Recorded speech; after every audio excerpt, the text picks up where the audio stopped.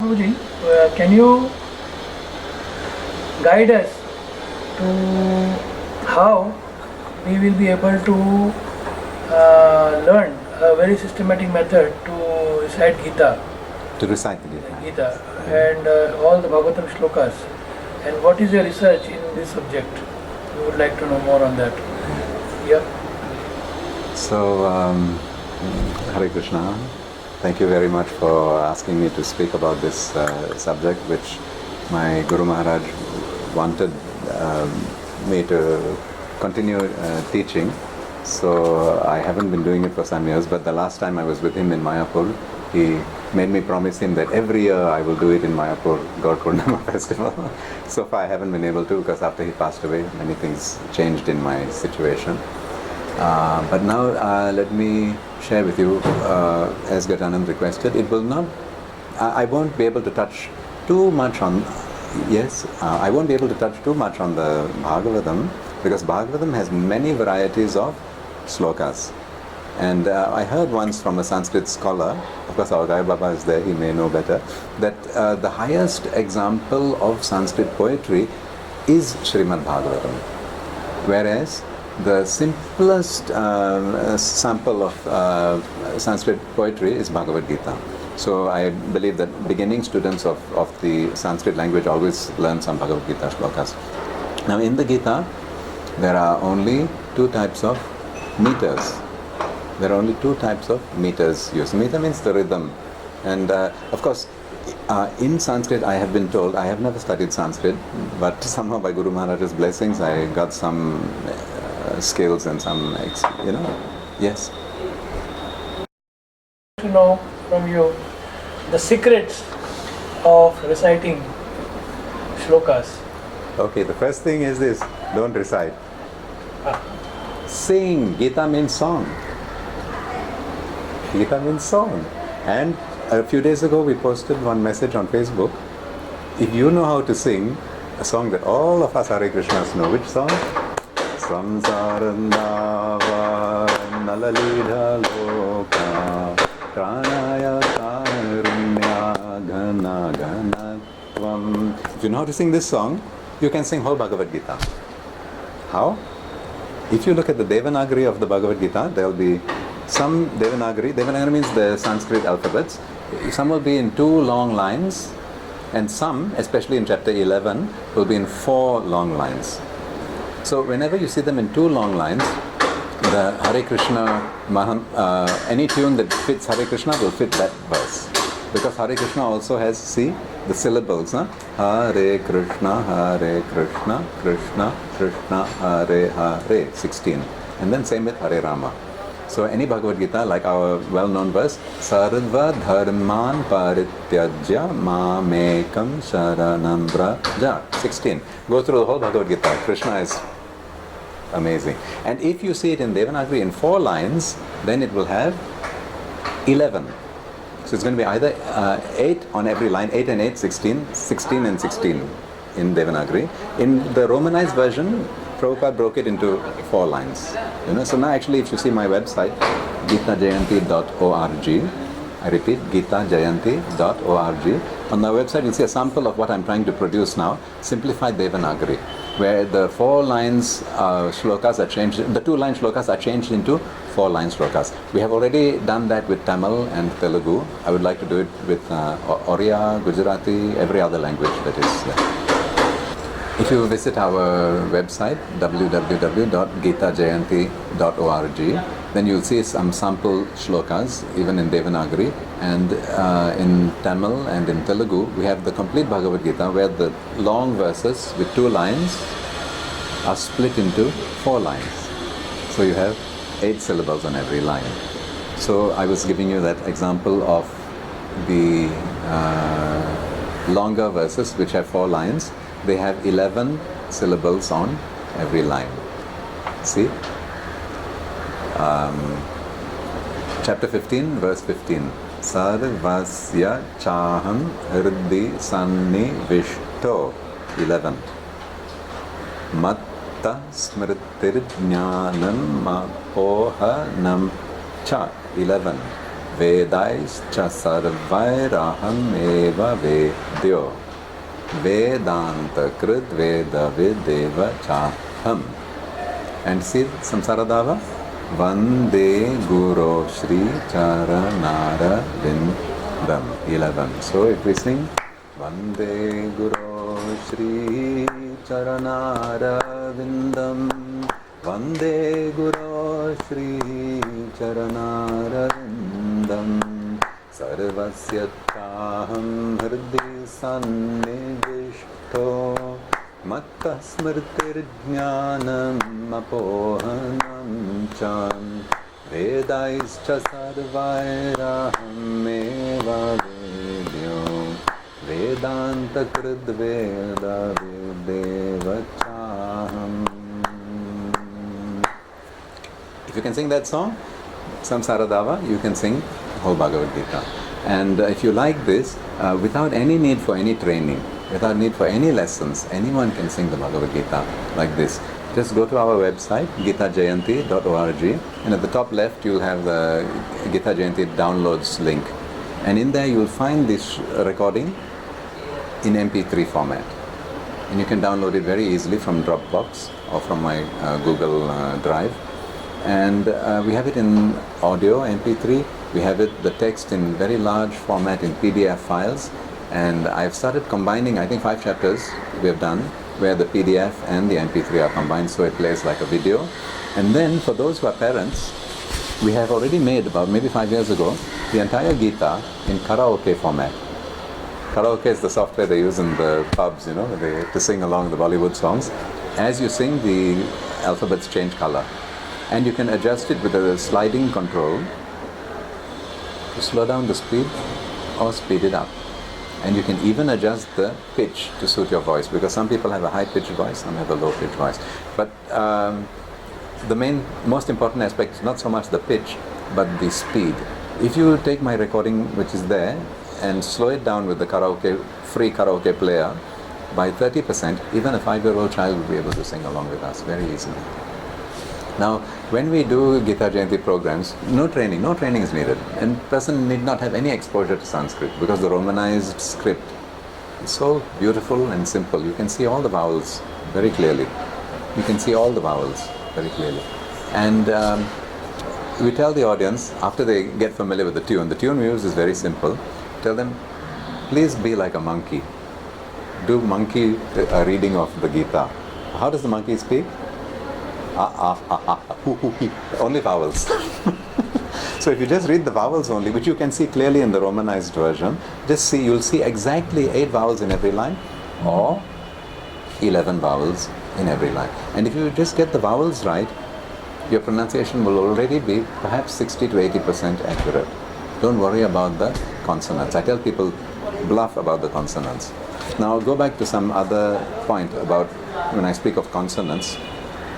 Everybody generally has the idea Sanskrit pronunciation is difficult, Sanskrit is hard, you must not make a mistake in Sanskrit. If you say the shloka wrongly, the mantra wrongly, you'll have some bad reaction. So it's not difficult, it's really simple, because if we ask you how do you say a shloka from Bhagavad Gita, how do you say a shloka from Bhagavad Gita perfectly?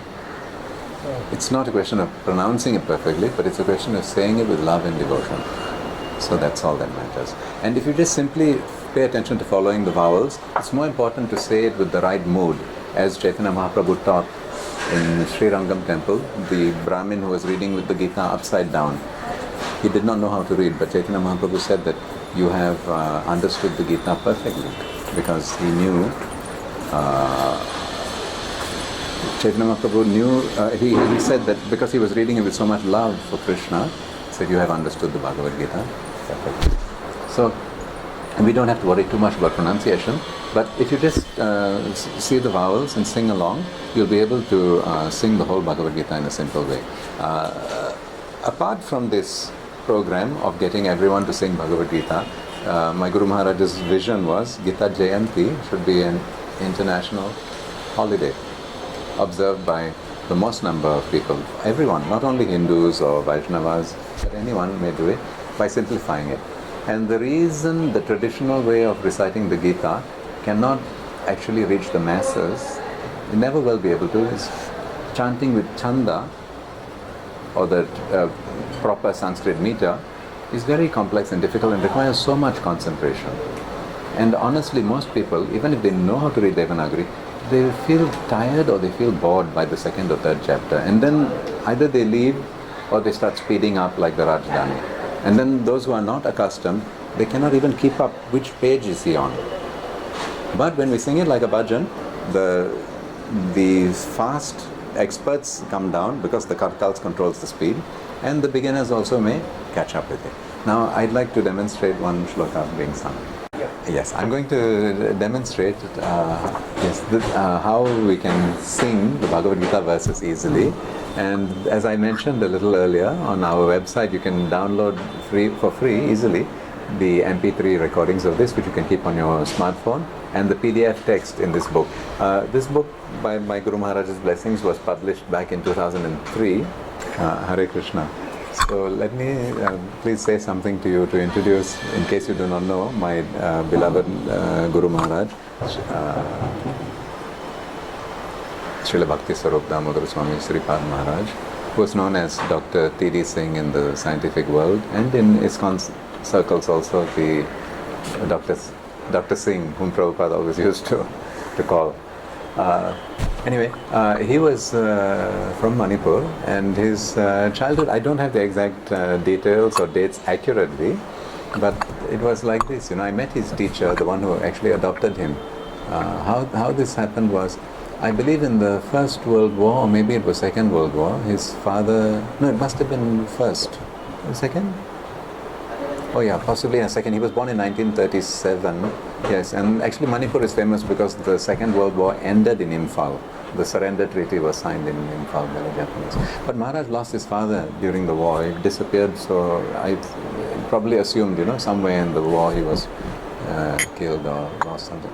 Then his mother remarried later on, and then he was only with his elder sister. And later on, I think she also had to get married, and eventually he was on his own. And when he was on his own, he was looking after the little piece of land that their family had and tilling the land by his hand, holding the plow, and growing rice, And he stopped going to school. So his teacher, I think Yadav Singh, if I remember, I was wondering what happened to my dear student. He didn't come to school so many days. So he came to the house looking to see. And he was very surprised to find the little child, maybe, 10 years old, living alone by himself there, growing his own food. So he thought, no, this is a very good student.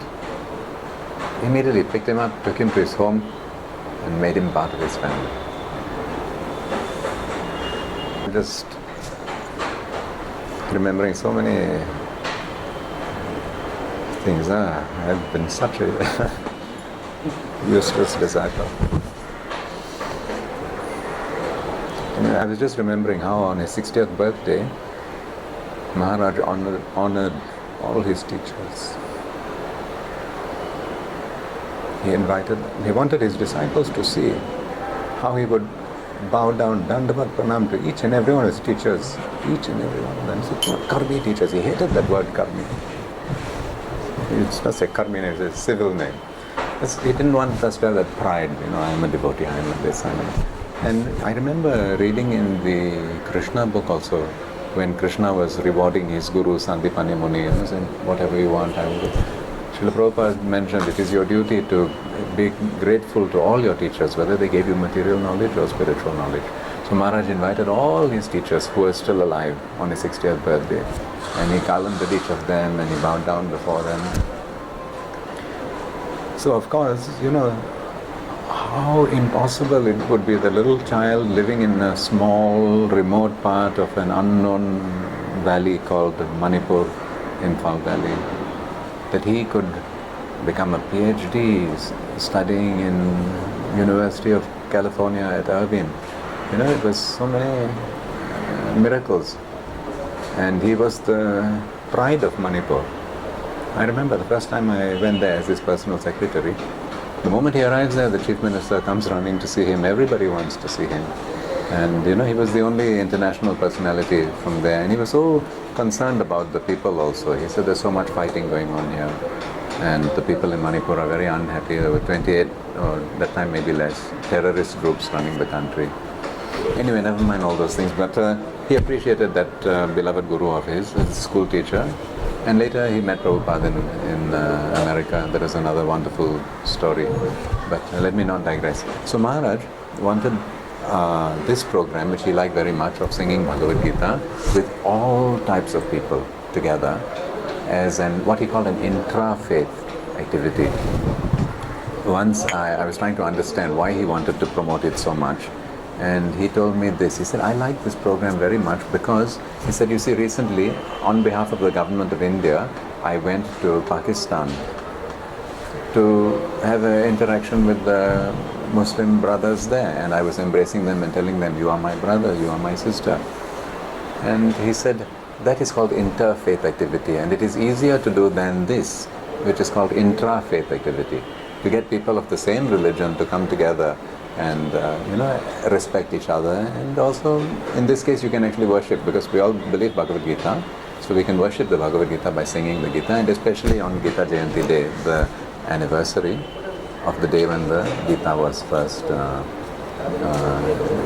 technically speaking, repeated. It was repeated on an Ekadashi day, not exactly on the day when the battle started. So that is but anyway, it's always observed Gita Jayanti on the Shukla Paksha, that means the bright fortnight of the month Margashirsha. It's usually in beginning of December or end of November. You can find the dates also from our website. Now this book is Srimad Bhagavad Gita Shlokas for daily recitation.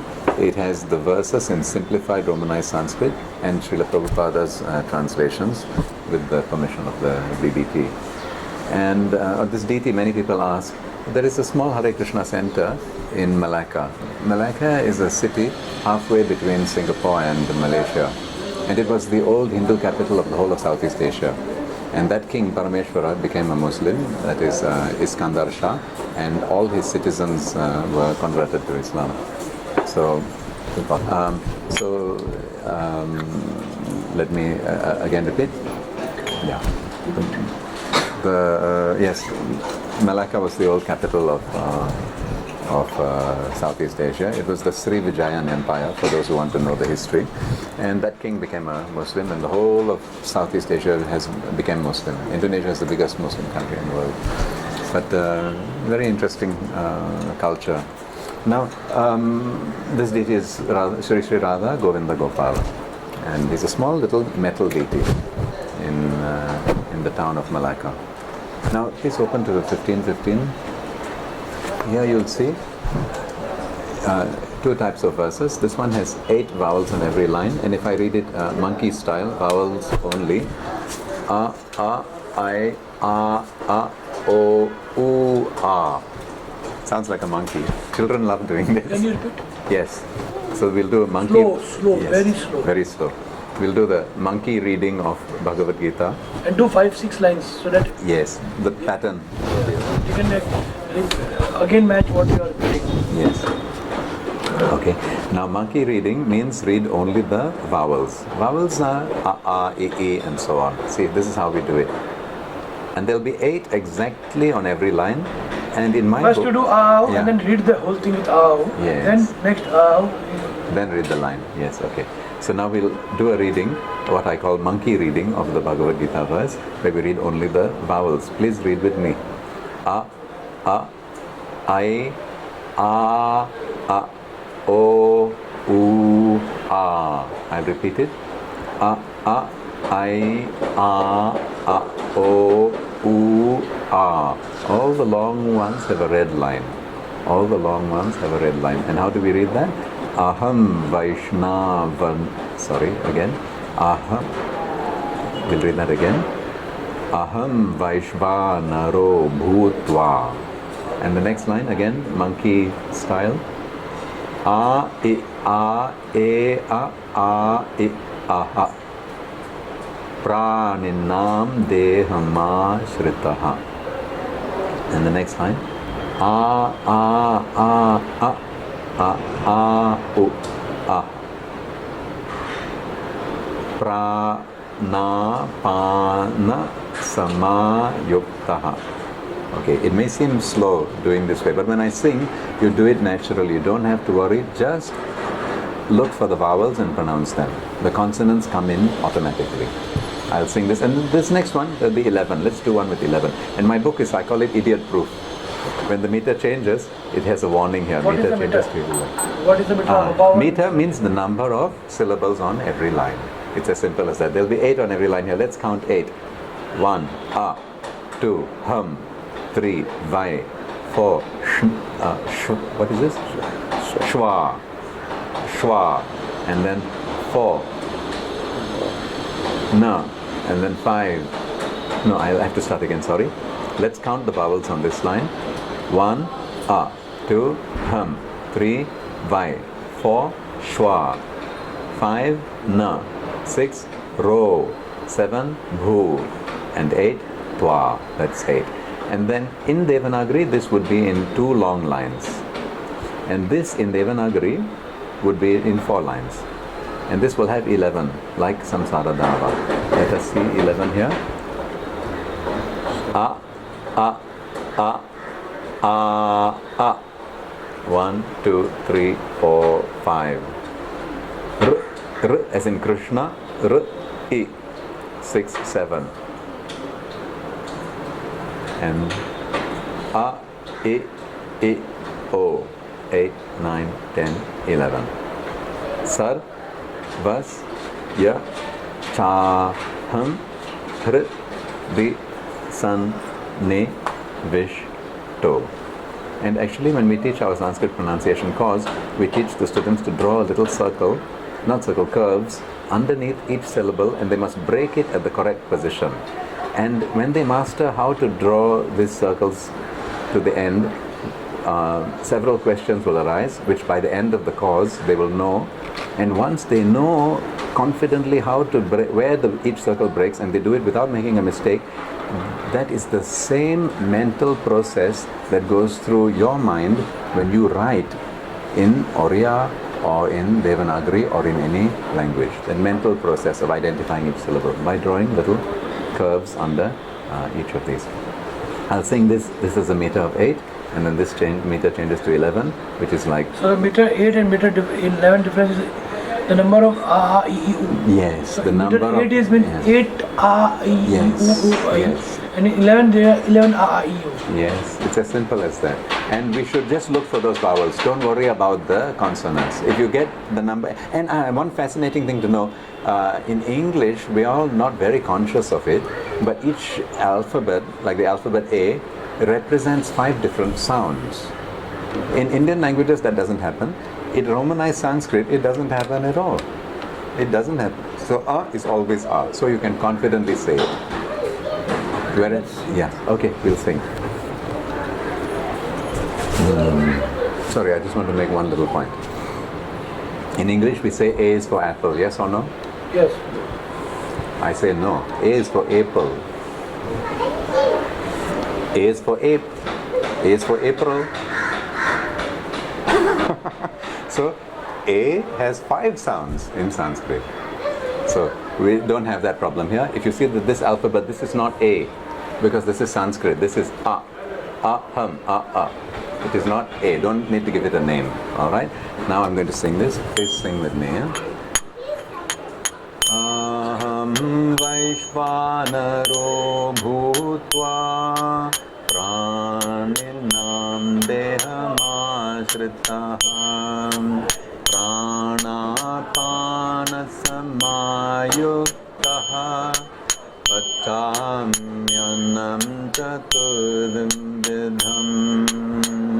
Think of Vande Guru Shri Charanadavindam Sarvasya Taham Hridi Sannivishto Mattasmritir Jnanam Apohanam Cham Vedaischa Sarvairaham Eva Vedyo Vedanta Kridvedam Videvachaham. And there's my idiot proof warning there. Meter changes back to 8. Vam Vimau Purushau Loke Charas Chakshara Evacham Chara Sarvani Bhutani Bhutas. Sorry, I don't have my specs. Kutasto. Ku, it is ku. Kutasto Akshara Uchade Dvam Vimau Purushau Loke Charas Chakshara Evachan Chara Sarvani Bhutani Bhutastho Akshara Ujjate. Guys. Yeah, it's recording. Okay, right. All right. Now, I've demonstrated to you that anyone, even a child, can sing Bhagavad Gita. Sing, not chant. Chanting is difficult. Also, it takes too much effort and attention, and it is boring. It is actually, unless you have some very high level of realization. But I like to tell this story. In Auckland, New Zealand, when I was there for 3 months, I was begging the congregational devotees there, please give me a chance to invite our friends from the local Hindu temples to come and we'll sing whole Bhagavad Gita. But they thought, who will sing, who can sing, it's so difficult, it's so boring. But finally on the last Sunday I was there, our host who was in charge of the Sunday program, he allowed me to do it. So we went and invited the local Hindus to come, and maybe 200 of them came to the temple. And they are not familiar with Bhagavad Gita. But we put the shlokas up on a very big screen and we started singing. And our host, he told me, until when I gave the microphone to you that you'll start, I was sure that these 200 people here, not one will sing with you. But by the 3rd chapter, there wasn't a single person who was not singing with us. And by the 18th chapter, the whole crowd was standing up and dancing and singing with mridanga, kartals, harmonium.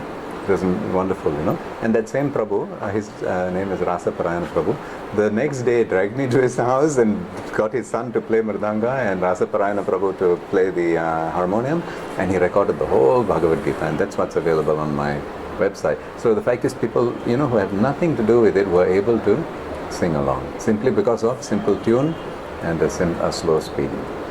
So now I'm going to tell you a few more things. So we don't need to learn Sanskrit pronunciation in order to sing Bhagavad Gita. That is my main point.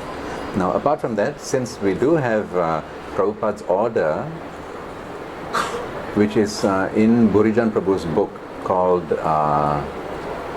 My Glorious Master, I used to know the page number, where Prabhupada became very angry when the devotees did not pronounce the shlokas correctly. And this happened in Japan when he went to do the Bhagavatam printing, Dina-Nippon printers. So Prabhupada got very angry. He made a very strong instruction. From now on, everyone in ISKCON must learn how to pronounce Sanskrit correctly. He had said there's no need to learn grammar and no need to learn all those technical, but he wanted. And he said, I have gone through so much trouble to put it in Romanized Sanskrit for you in a very simple form. You must learn to pronounce it. And from that day onwards, for the next, I think, 3 weeks, every day Prabhupada held Bhagavatam classes focusing only on pronunciation, and he had everyone recite one verse, one by one. And the next day, he would make them recite verse number 1 and number 2. And then the third day, number 1, 2, and 3. And on the last day, everyone had to recite the whole chapter, and one by one as an exam. So he put a lot of stress in that lila to show that I want you all to pronounce correctly. And I think that's why my Guru Maharaj was asking me in Mayapur the last time I was there with him, you must come here and teach this every year in Mayapur. Our devotees need it. And even His Holiness Jayapataka Maharaj scolded me when I had cancelled the cause. And he said, no, our devotees, especially our foreign devotees, really need this. You must do the cause. I haven't done it since then because of my life circumstances, but I hope with your help I'll come back to Mayapur and start it again. So now I'm going to share with you this thing about Sanskrit pronunciation, which can be taught in such a simple way that even a child can learn it. And the sad thing is that so far I haven't been able to inspire other teachers to learn how to teach it as well. Because otherwise, it will not be propagated further. I have put some resources on my website. If you go to those who would like to see the video recording, it's quite interesting. tiny.cc/Sanskrit. tiny.cc/Sanskrit. And you'll come to my Gita Jayanti page and you'll see 3 videos teaching you the special tables. I have some table at the back here, which one Sanskrit professor, head of department in Tirupati, told me this is the best Sanskrit pronunciation table I have ever seen. It is Guru Maharaj's mercy, of course. But I have a different version online, tiny.cc/Sanskrit. But here you have all the vowels. Yes.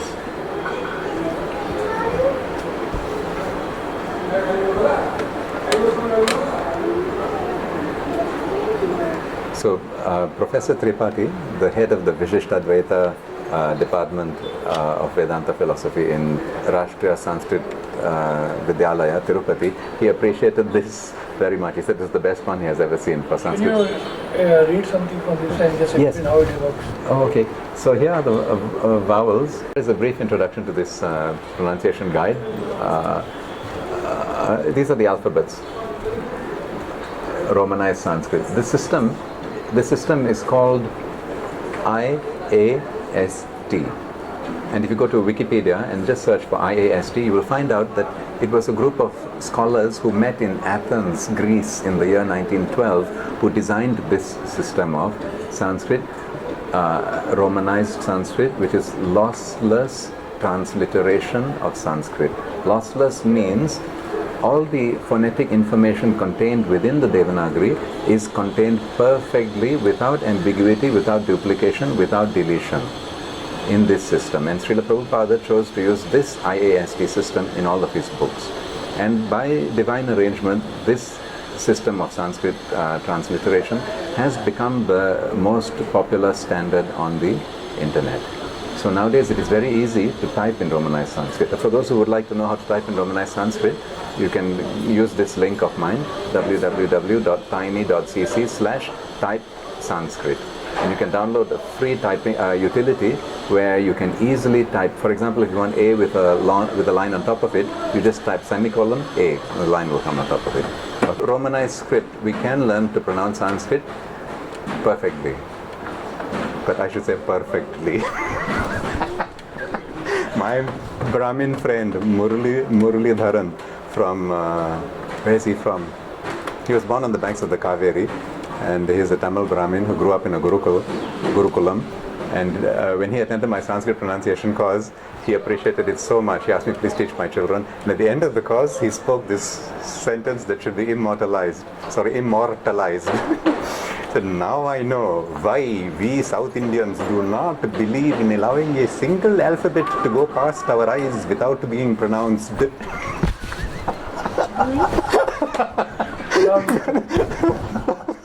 Never mind. But anyway, the point is, this is not Sanskrit. This is not English. These verses here, this is not English. Where are the verses?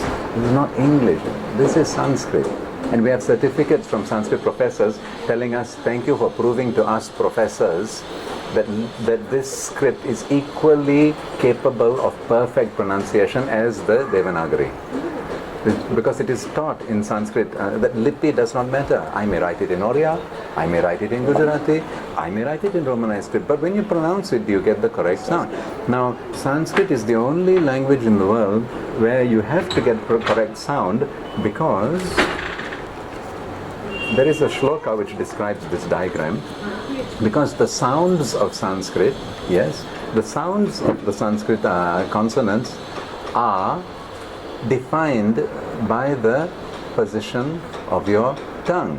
Now, for those who are interested, there's no need to know the technicalities, because we all know how to speak, we know how to make the sounds.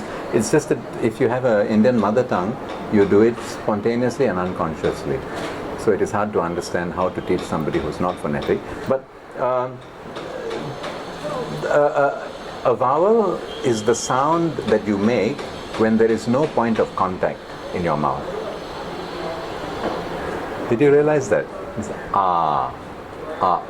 E. No point of contact. The sound comes out, in a sense, pure sound. Yes. This diagram, this is the human head, And the Sanskrit sounds are defined by the position of contact the tongue makes. As I was saying earlier, the vowels are the sounds that we make when there is no contact anywhere, right? Pure sounds like a, e, u. You see there's no contact, the sound just comes out. But when you have a point of contact, for example, please say with me 5 times ka, alright? 1, 2, 3. Ka, ka, ka, ka, ka. Okay, now we'll say it 5 times again, and I want you to feel that point of contact. Feel, not here. You think, where is it touching? And you keep doing it, it should feel a bit ticklish. Okay, let's do it 5 times. No, we'll do it 10 times. You feel. Close your eyes. Okay, go. Ka, ka, ka, ka, ka, ka, ka, ka, ka, ka. Did you feel where it is touching? You can feel that point. Now make it touch that point without sound. Without sound. Just make your tongue move. Can you feel that? Okay, good. Now, you are going, probably, if you are like most of our typical students, you will have difficulty with the 5th alphabet in this group. Even though it is maybe the easiest consonant to pronounce. But we can't do it we can't do it consciously. We can only do it unconsciously. Can you ask our audience also to do the same thing? Oh yes, so that please. While you're watching, they can try. Yes. Yes, you may try. Okay, one more time. Everybody do. Now say ka 10 times. Very slow. You Yeah. do long pauses. Say ka 10 times, and while saying it, try to feel where your tongue is touching. All right? Ready? Go. Ka, ka, ka, ka, ka, ka, ka, ka, ka, ka. Now feel, where did it touch? Now put your tongue there and move your tongue without making a sound. It's touching right at the back. Now look at this. This oval shaped thing here, this is the tongue. Can you see, or do you want to move a bit nearer? Can you see? You can come a little bit nearer. This oval shaped thing, this is the tongue. Got it? This is the front tooth, lower tooth. Got it? This is where the air comes out. Alright, so this tongue is going back and contacting here. So now make the sound and look at the diagram. Ka, ka, ka, ka, ka. Alright? Now, the first group of consonants all have the same point of contact. All of them have the same point of contact. I'm going to say it, please follow me. Ka, ka, ga, ga, na. Ka, ka, ga, ga, na. Try. Ka, ka, ga, ga, na. Again. Ka, ka, ga, ga, na. Both of you made the same mistake, I think. Did you have this movement or this?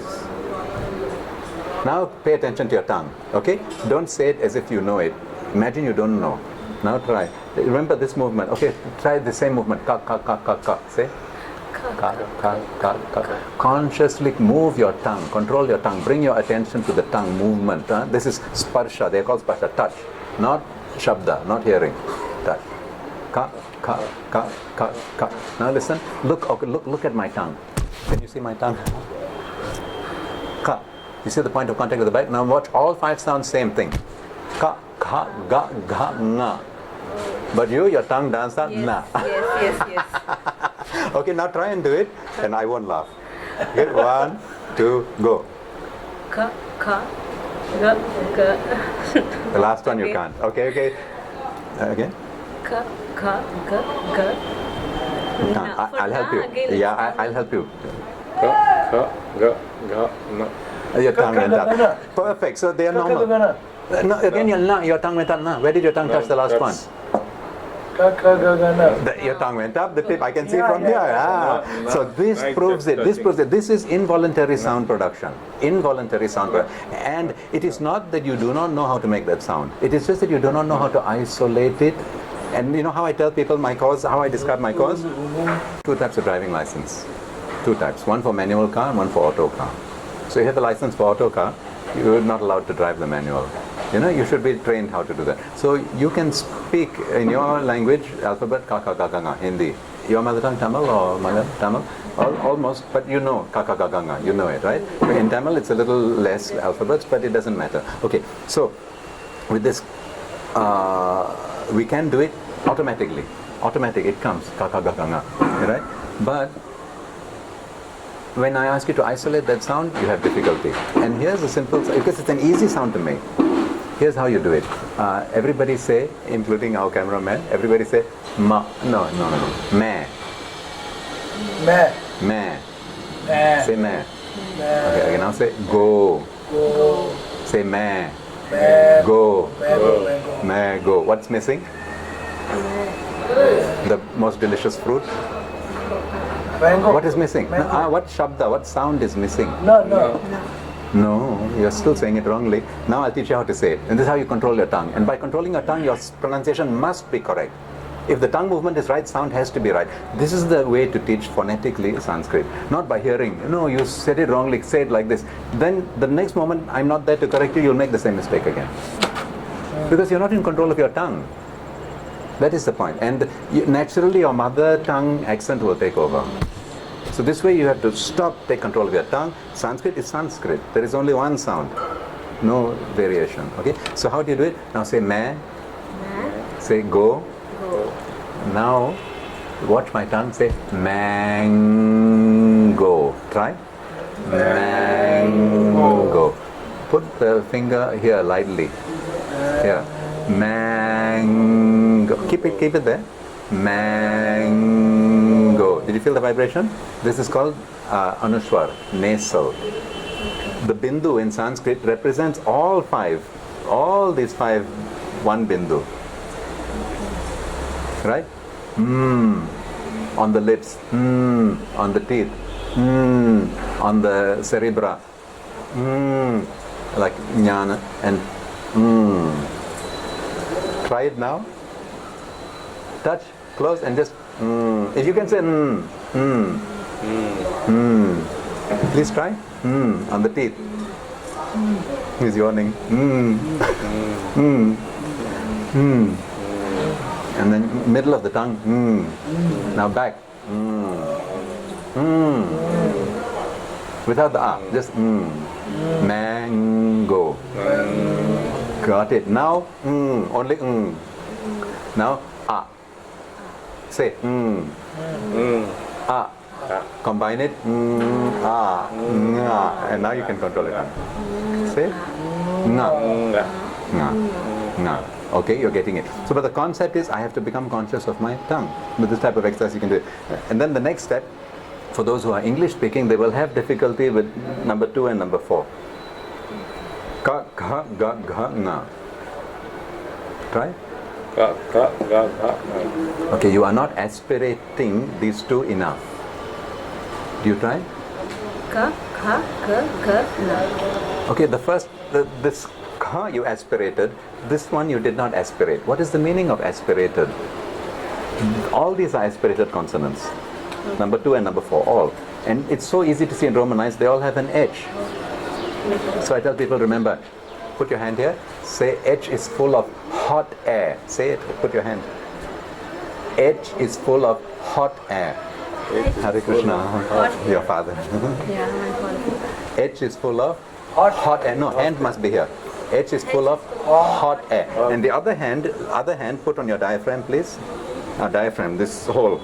And one hand here. I cannot do two hands. One in the diaphragm and one here. Now say H is full of hot air. Hot air. Say hot.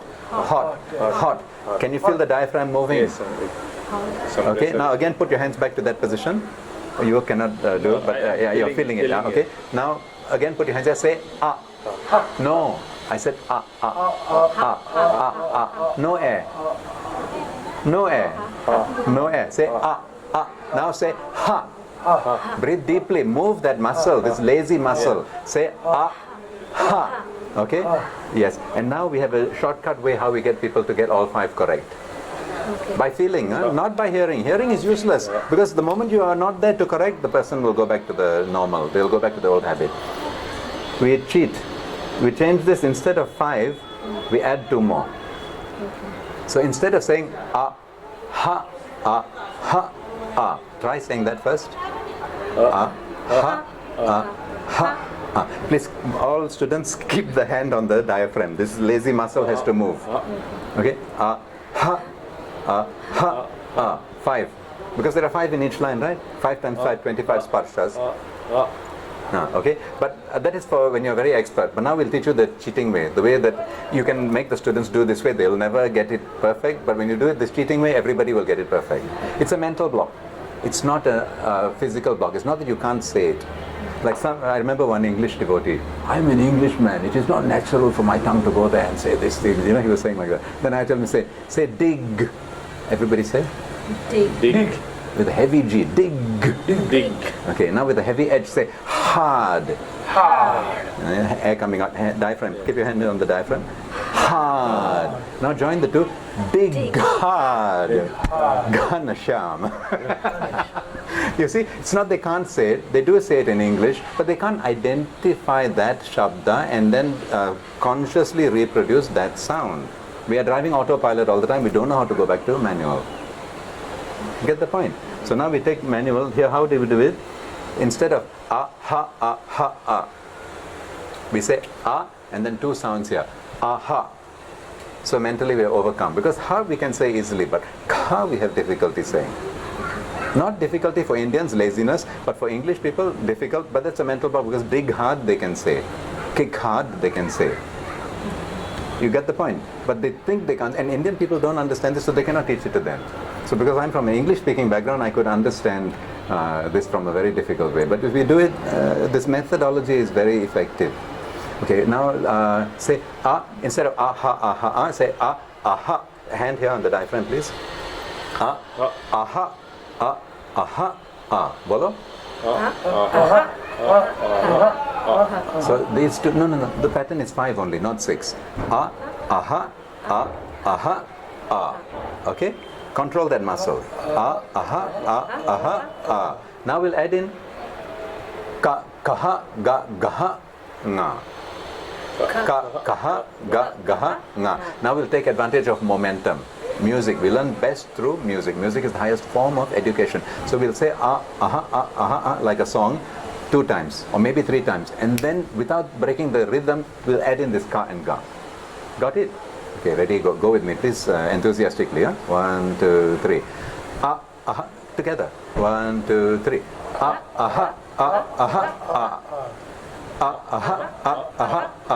Again. Go for it. Kaha, gaha, nga. Again. Kaha, gaha, nga. Did it move 2 times? Check again. Now slowly. Make sure it moves. 1, 2, 3. Ka. Together. 1, 2, 3. Ka, kaha, ga, gaha, nga. Now that kaha, you speed it up, it becomes ka, which is 1 sound, and that's perfect. Sorry, that is perfect. I'm going to have to end it here, but I think I've done enough to let people who watch this, devotees who see this, know that it is very simple, it's very easy, anyone may do it. And you want to know all these details, you can get some of it on my website. In fact, Prabhuji, I just remembered one wonderful devotee in Australia recorded almost 80 or 90% of my video, and then he even edited it, and I think he even uploaded it on YouTube. And then we were thinking, now what do we do with it next? And we didn't, maybe we need your Agrawal brain to come in the middle. Anyway, let me just end off by, you can join me with all of this. You have the concept, we'll do for all of the 5. Okay, I asked you a very interesting, tricky question. How do you explain in phonetics? You don't need to know this, but it's fun to know. Or it's fun to know that we didn't know it. What is the difference between ka and ga? Observe your tongue. Say ka, say ga, same point of contact, same vowel. How do you explain it? Who can tell? I give you 1 chance each. Okay, start with you. Prabhu, what is the difference, or how would you explain to your little son the difference between what to do with your mouth, to say a ka or to say a ga? Ka. How do you explain it? You have to explain. That's right. That's what I said, no. My experience with Sanskrit is that once you understand the definitions given in Sanskrit, you will understand that the person who designed my head, he designed Sanskrit. They go together so perfectly, and we are able to do it, but we don't know it, and we can't get a definition for it. But in the Sanskrit, you ask any Sanskrit scholar, we have one in there, he will immediately tell you the definition. And of course, they have borrowed from Sanskrit into English also. They call it voiced and not voiced. If you studied phonetics or anything like that? No. But anyway, they call it voice. And what does it mean, voice? It simply means that in the first, and it's so, for all, all, the first two are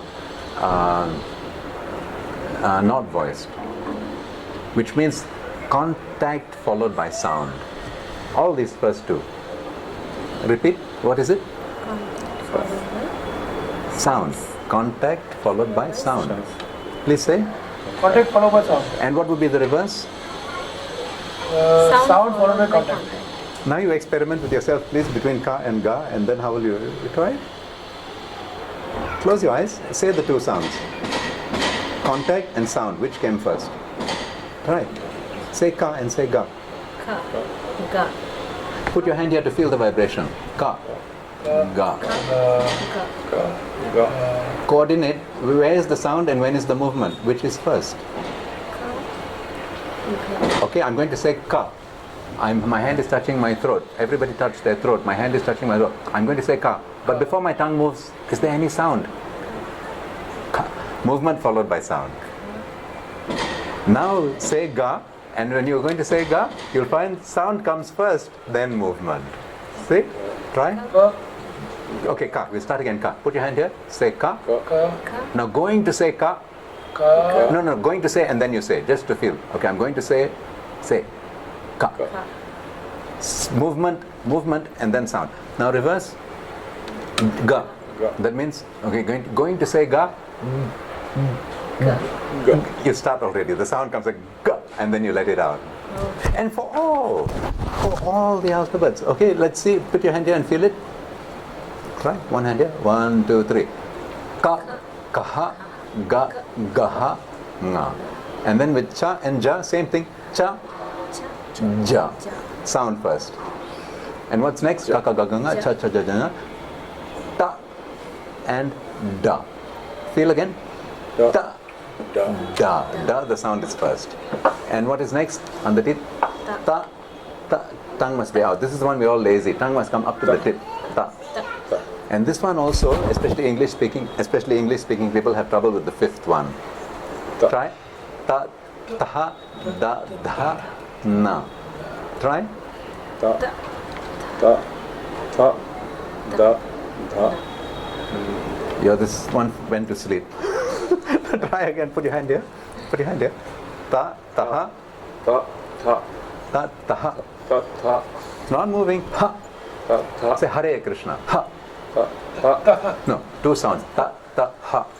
Ta, ta, ha. Faster. Ta, taha. Ta, taha. You also keep trying. Ta, taha. Ta, taha. Ta, taha. Da. Now, ta, taha, da, dha, na. Your tongue went in a little bit. Try. Fast. 1, 2, 3. Ta, ta, da, dha, na. You try. Ta, ta, da. No, you're getting a little confused. Never mind. You just watch me. I'll keep saying. Watch your tongue. The last one, it tends to go in. Keep it at the same place. This is called danta. This group of sounds is called danta. Teeth. Bite your tongue. Let me see your tongue. Can you see the tip of my tongue slightly? Feel the back of your teeth. All 5 sounds. Please watch. Ta, tha, da, dha, na. Control just before you say na. Ta, tha, da, dha, na. Now, if you get the long and short correct, all the longs are marked in red in my book. You can download this for free on my website, gitajayanti.org, and that's already 80% accuracy. And if all your ta, tha, da, dha, na is on your teeth, and all the other ones which are here are at the correct place, your Sanskrit will be probably 80 to 85% accurate. Just by these two things. And how do I identify the difference between these two? We are all lazy, you know why? We're somewhere in the middle. Just lazy. And that half centimeter movement here makes the difference. Oh, Prabhu, your Sanskrit sounds so nice. And for people with Tamil accent, their English will sound a bit less like Tamil. So this is a scientific way to gain control of your tongue, then you can master another accent perfectly. Otherwise our mother tongue creeps in because it's involuntary movement. It's involuntary. I tell you something, you'll be surprised. one professor who was teaching English in Australia for 20 years, he thanked me. He said, I never realized this. Because nobody told him. He's not a native speaker. I have to say it's the only language I know. In English, perhaps 60 or 80% of the letter R serves to turn a vowel from short to long, and it is not pronounced. But we all don't know it. But Indians will pronounce every single R very heavily. We must roll the R. But Americans roll it a little, but in English they don't. We say advertisement. We don't pronounce the R, but the R is there to make the sound longer. Advertisement. But somebody who doesn't know it, thinking English is phonetic, they'll pronounce every alphabet advertisement. It is not to be. So you should hear what sound and reproduce. That's why in English we have phonetics in the dictionary. In Indian languages you don't need, because the writing, how it's written is how you pronounce it. Now, No, this question. no and that no. Yeah. No. But still we didn't get No. that na, Prabhu. Ah. Now again we are coming with the Yes. tongue Okay. goes after. Watch the tongue. Say me, go. Go. Me, go. Now 3 sounds, please. Me, control the tongue. Don't let the tongue run. Me, go. Me, go. Me. Now say go. Go. Go. Now drop the go. Okay. Now drop that. Now say ah. Ah. Ah is easy. Combine these two. Ah. Ah.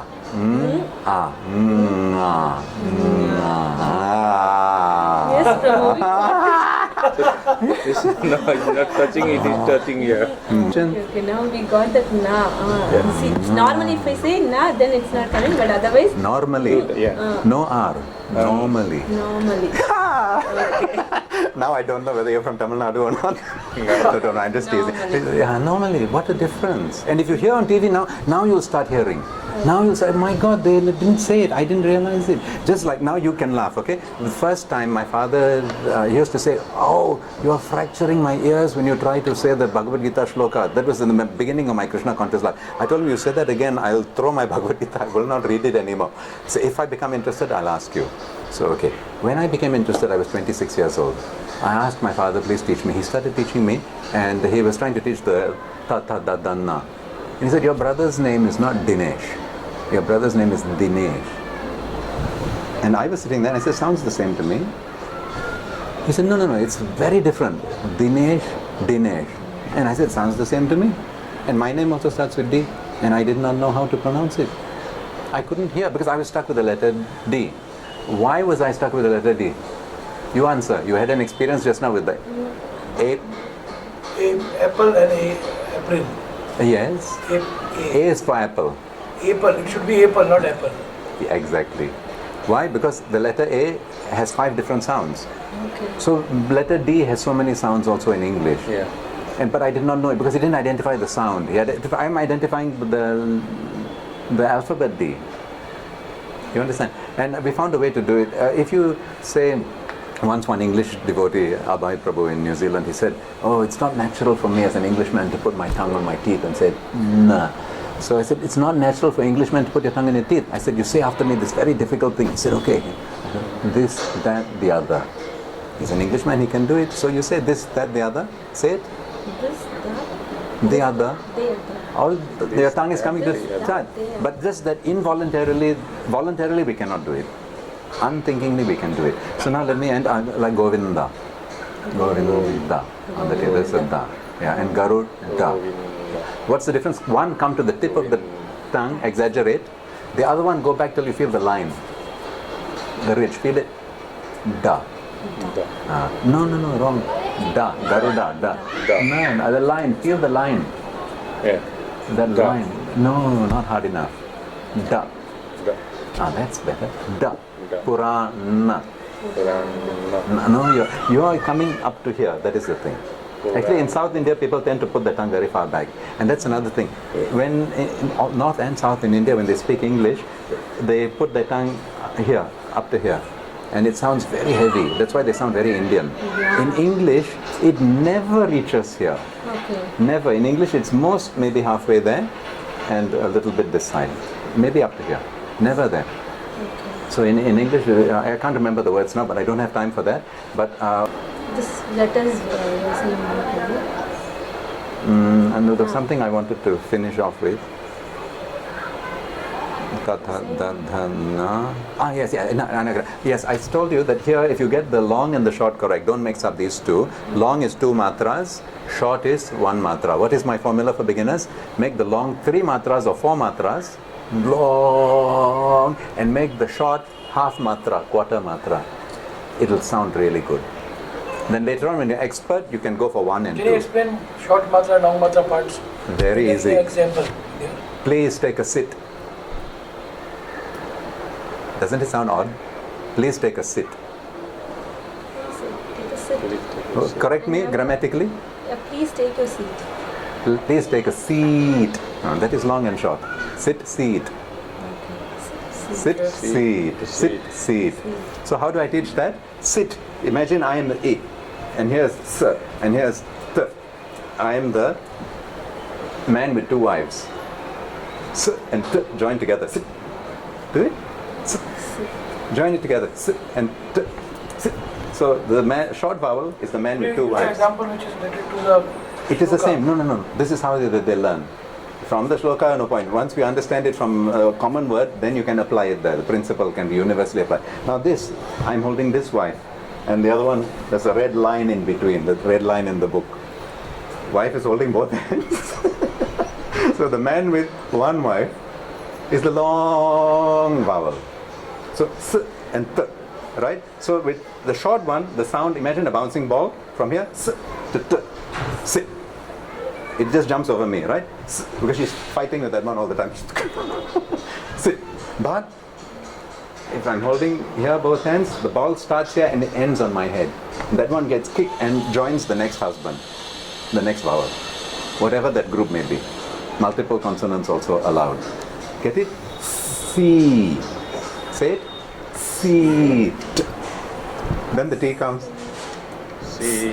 And ball bounce here. Seat. And we all say this wonderful prayer every morning. Say with me.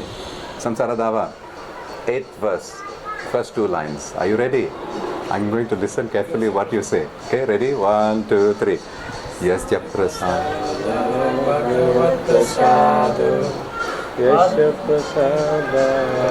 Oh, very good. He just said in Sanskrit, by the mercy of my Guru, I will never go back to Godhead. Yasya prasada na gati kutopi.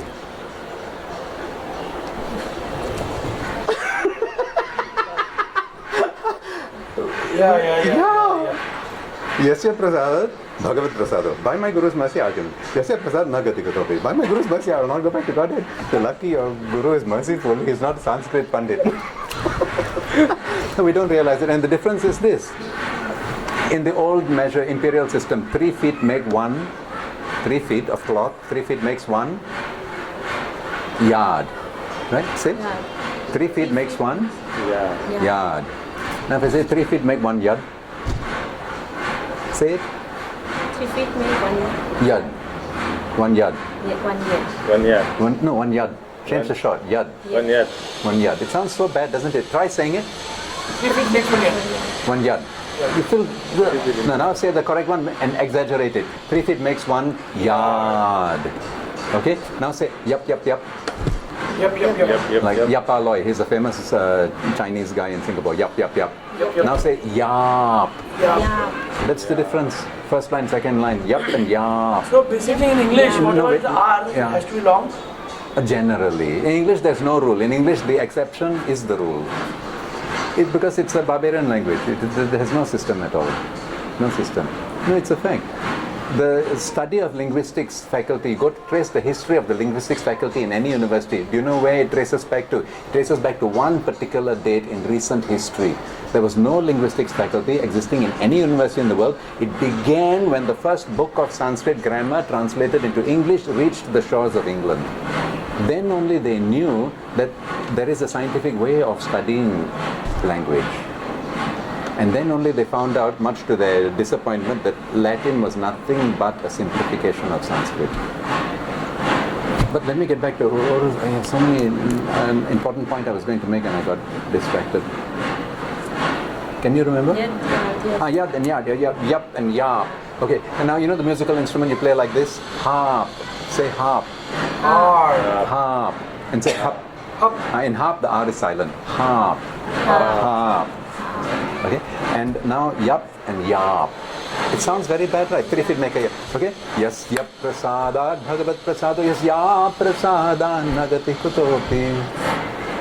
Yap, yap. First one, second one, not yap. Yap. Sit, seat. Sin, seen.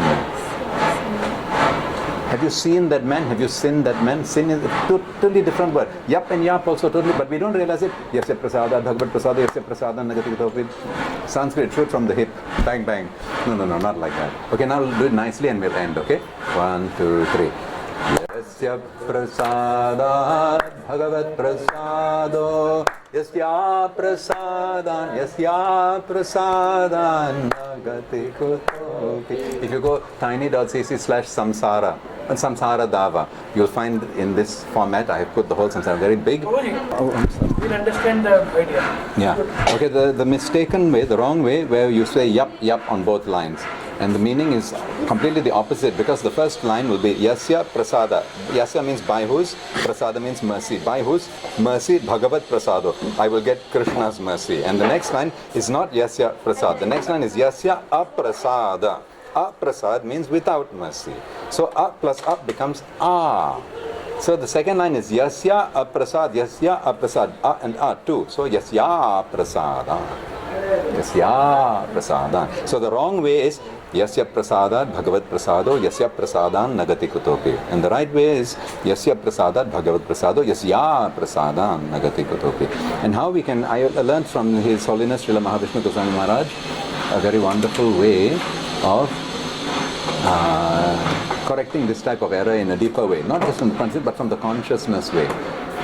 He called it his MRTR formula, which is described briefly at the back of my book in the cause material, MRTR, and that is, he explained it nicely. He said every shloka in the Gita or Bhagavatam is a transcendental spaceship meant to carry, to transport our consciousness from this mundane plane, this mundane realm of experience, direct to Goloka.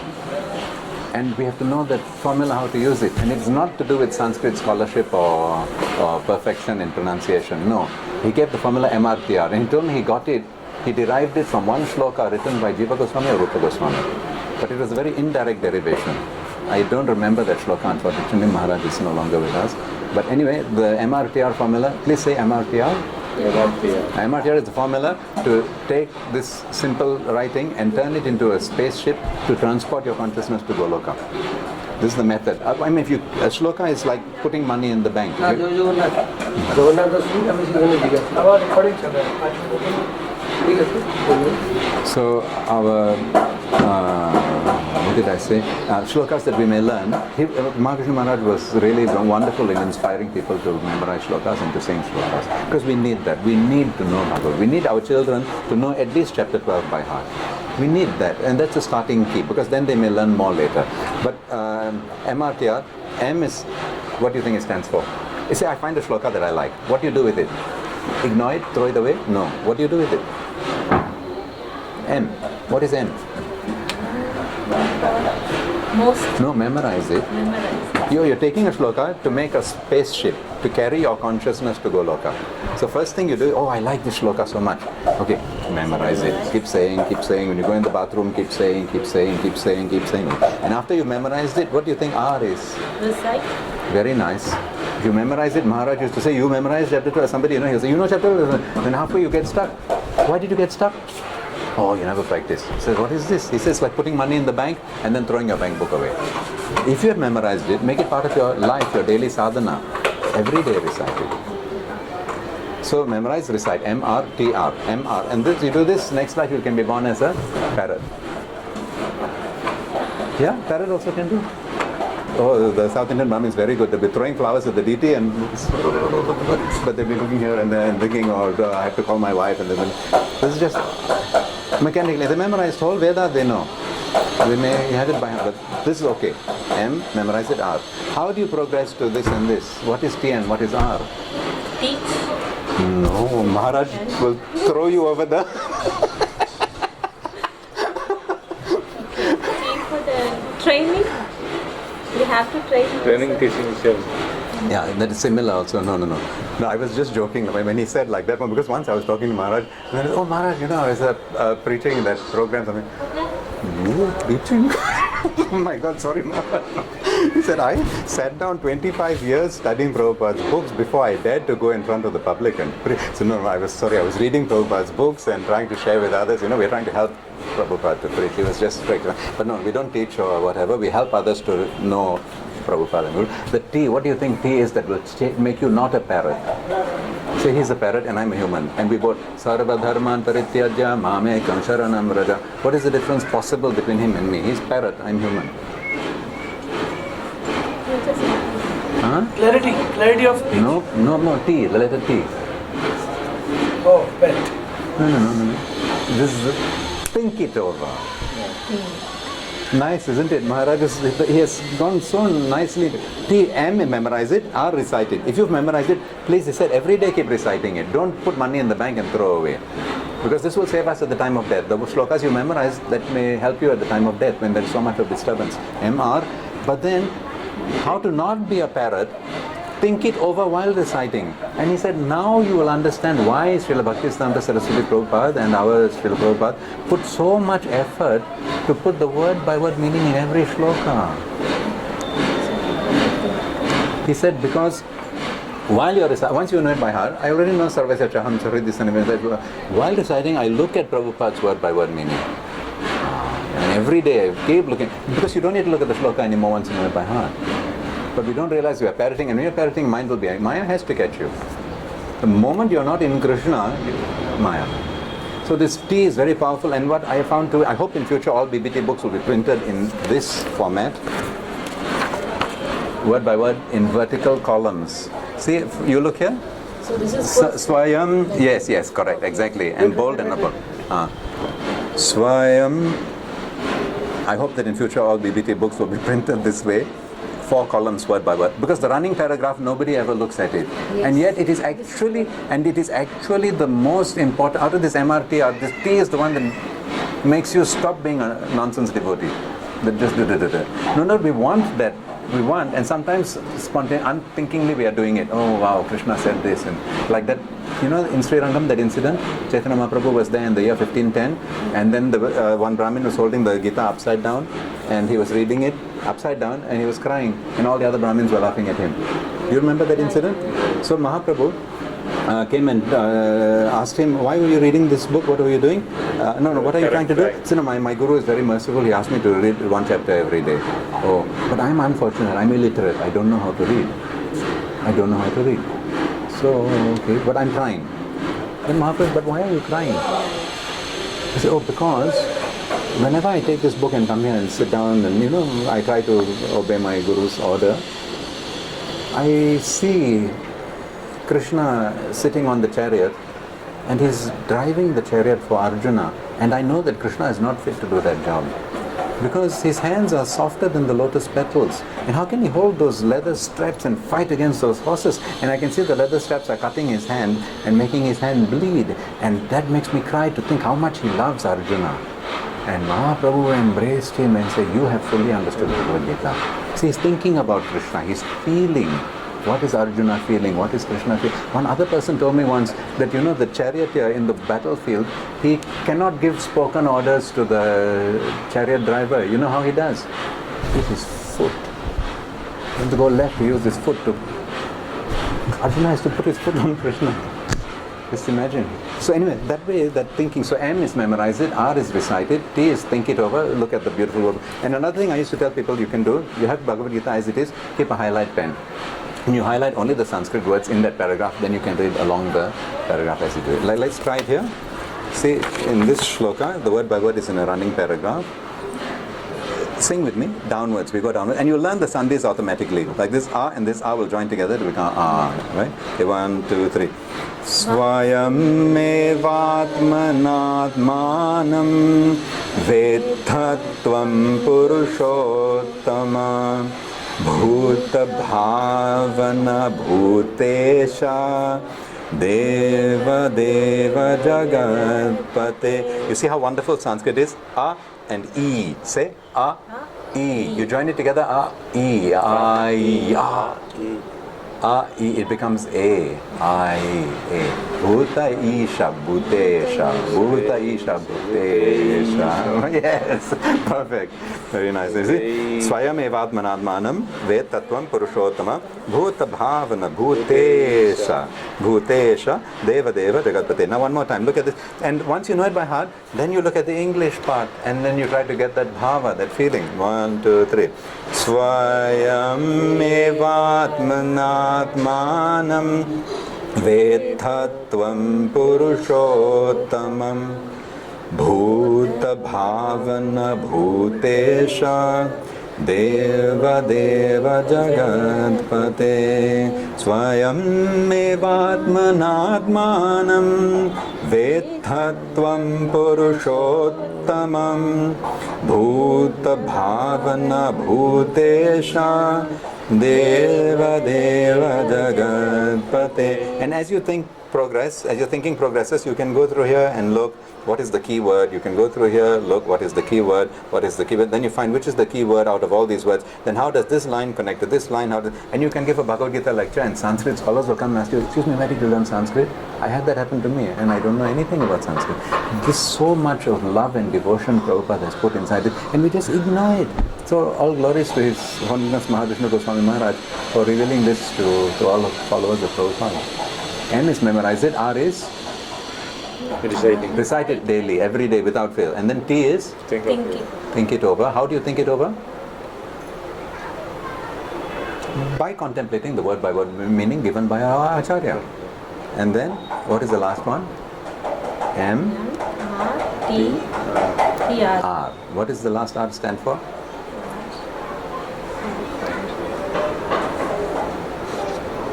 Recitation. Recitation is second one. First you memorize Remember. it. Memorize it is remember. Then you recite. After reciting, while reciting it becomes automatic. Look at the word and deflect your buddhi. Mind is engaged in the mantra. Deflect your buddhi to contemplate. What is the meaning? What did Krishna say? So that when you say the word and you know the meaning, that is how your little daughter has learnt Tamil. Raga. No, not that. You just think about this. Your little daughter is learning Tamil. Is she learning English also? And maybe children can learn 5 languages parallel. Have you seen her taking a book, dictionary, pen? No. When she tries to speak a word, what is motivating her?